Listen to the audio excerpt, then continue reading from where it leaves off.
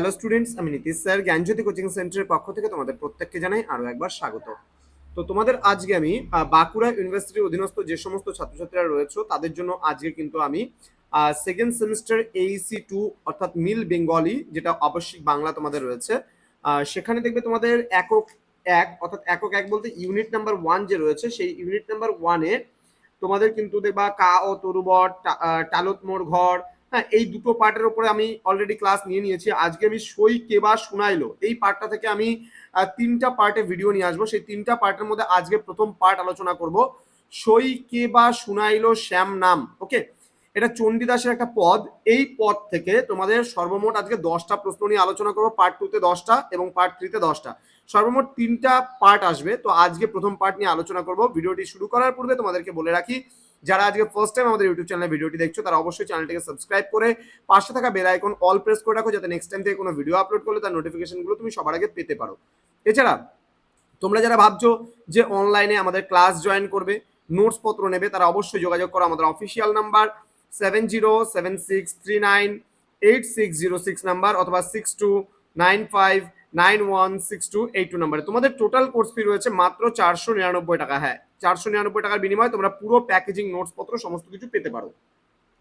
তো দেরি না করে আজই যোগাযোগ করো আমাদের সঙ্গে এবং যুক্ত হয়ে যাও আমাদের অনলাইন ক্লাসে। তো তোমাদের এই পেপারে কিন্তু সম্পূর্ণই তোমাদের এমসিকিউ ওরিয়েন্টেড প্রশ্ন আসবে। ওকে, তো চলো শুরু করছি আজকের 10টা গুরুত্বপূর্ণ প্রশ্ন। প্রথম প্রশ্ন, সই কে বা শুনাইলো শ্যাম নাম এই পদটি রচয়িতাকে। এখানে অপশন 4টা দেবে, সেই 4টা অপশনের মধ্যে তোমার পছন্দ মতো একটা যেটা ঠিক হবে সেটা লিখতে হবে। বিদ্যাপতি চণ্ডীদাস, তোমার জ্ঞানদাস চণ্ডীদাস না গোবিন্দ দাস? সঠিক উত্তর হবে চণ্ডীদাস। পরবর্তী প্রশ্ন, পদটি যেটা আছে অর্থাৎ আমি সব জায়গায় কিন্তু এই বিষয়টা দেইনি, সখী কে বা মানে সই কে বা শুনাইলো শ্যাম নাম, এই পদটা কিন্তু বারবার দেইনি, আমি পদটা বলে এখানে লিখেছি যে এই যে পদটা আমি আলোচনা করছি, যে এই পদটি বৈষ্ণব পদাবলীর কোন পর্যায়ভুক্ত, এটা কিন্তু অবশ্যই পূর্ব রাগ পর্যায়ভুক্ত হবে। বলছে এই পদটি কার উক্তি রয়েছে? এই যে পদটি বলছে এটা কিন্তু রাধার উক্তি রয়েছে। নেক্সট, রাধা কাকে উদ্দেশ্য করে এই কথাগুলি বলেছে? রাধা কাকে উদ্দেশ্য করে কথাগুলি বলেছে? এটা তার সখীকে, তার সখী যে আছে রাধার সখীরা, সেই সখীকে উদ্দেশ্য করে এই কথাটা বলেছে। দেন রাধা কি শুনে চমকিত হয়েছেন? রাধা কিন্তু শ্যামের নাম শুনে কিন্তু চমকিত হয়েছেন। ওকে, পরবর্তী প্রশ্ন, কানের ভেতর দিয়া মরমে পশিল গো। এখানে মরমে বলতে কি বোঝানো হয়েছে? এখানে মরমে বলতে কিন্তু হৃদয়ের কথা বোঝানো হয়েছে। দেন শ্যামের নাম রাধার কাছে কেমন মনে হয়েছে? এটা অতি সুমধুর মনে হয়েছে। রাধা কেন শ্যামের নাম ভুলতে পারছেন না? রাধা শ্যামের নাম ভুলতে পারছে না কারণ শ্যামের নাম তার হৃদয়ে প্রবেশ করেছে, ওই জন্য কিন্তু রাধা শ্যামের নাম ভুলতে পারছেন না। আর দুটো প্রশ্ন আজকে আলোচনার বিষয় লাস্ট। 9 নম্বর প্রশ্ন কি বলেছে? নাম পরতাপে যার ঐছন করিল গো অঙ্গের পরশে কিবা হয়।